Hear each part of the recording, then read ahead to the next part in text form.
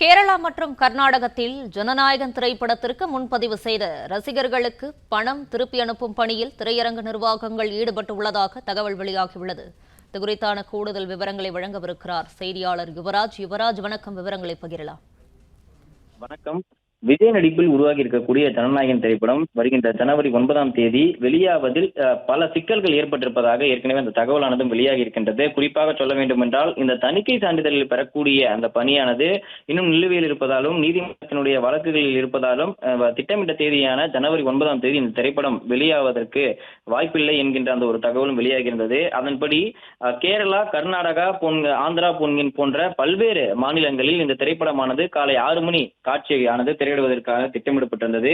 குறிப்பாக சொல்ல வேண்டும் என்றால், தமிழகத்தில் பல்வேறு கட்டுப்பாடுகள் இந்த திரையரங்கில் விதிக்கப்பட்டிருக்கக்கூடிய நிலையில் சிறப்பு காட்சியும் அனுமதித்தாலும் காலை 9 மணிக்கு படமானது திரையிடப்படும். அதற்கு முன்பாக இந்த திரைப்படத்தை பார்க்க வேண்டும் என்கின்ற ஆர்வத்தில் பல ரசிகர்கள் அருகாமையில் இருக்கக்கூடிய பெங்களூரு, கர்நாடகா, கேரளா போன்ற பல்வேறு மாநிலங்களில் அதிகாலை 6 மணி காட்சியை திரையிட பார்க்க வேண்டும் என்ற ஒரு ஆர்வத்தில் அதற்கு முன்பதிவு திறக்கப்பட்டிருக்கக்கூடிய அந்த திரையரங்குகளில் 6 மணி காட்சியினை முன்பதிவு செய்திருந்தனர்.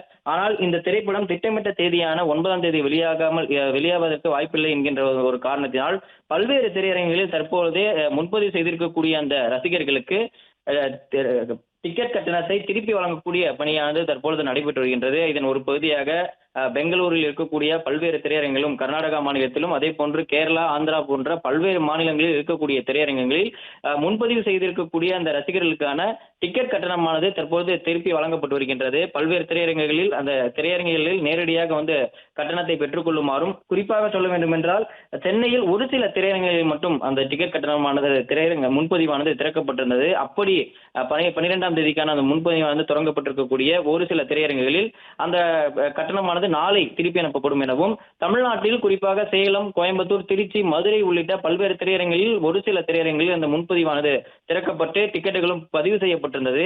அப்படி திறக்கப்பட்டிருக்கக்கூடிய அந்த முன்பதிவு செய்திருக்கக்கூடிய ரசிகர்களுக்கு நாளை காலை முதலாக, தமிழ்நாட்டில் நாளை காலை முதலாக அவர்களுக்கான அந்த பணமானது திருப்பி வழங்கக்கூடிய பணியானது நடக்கப்படும் என்று திரையரங்கு உரிமையாளர் சங்கம் சார்பில் தகவலானது தெரிவிக்கப்பட்டிருக்கின்றது.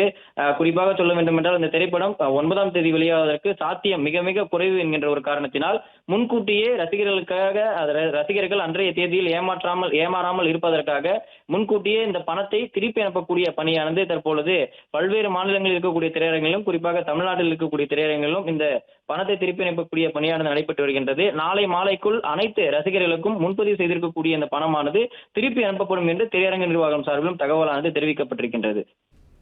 பிளே ஸ்டோர் மற்றும் ஆப் ஸ்டோரில் இருந்து பாலிமர் செயலியை QR கோடு மூலம் பதிவிறக்கம் செய்யுங்கள். செய்திகளை உடனுக்குடன் பெறுங்கள்.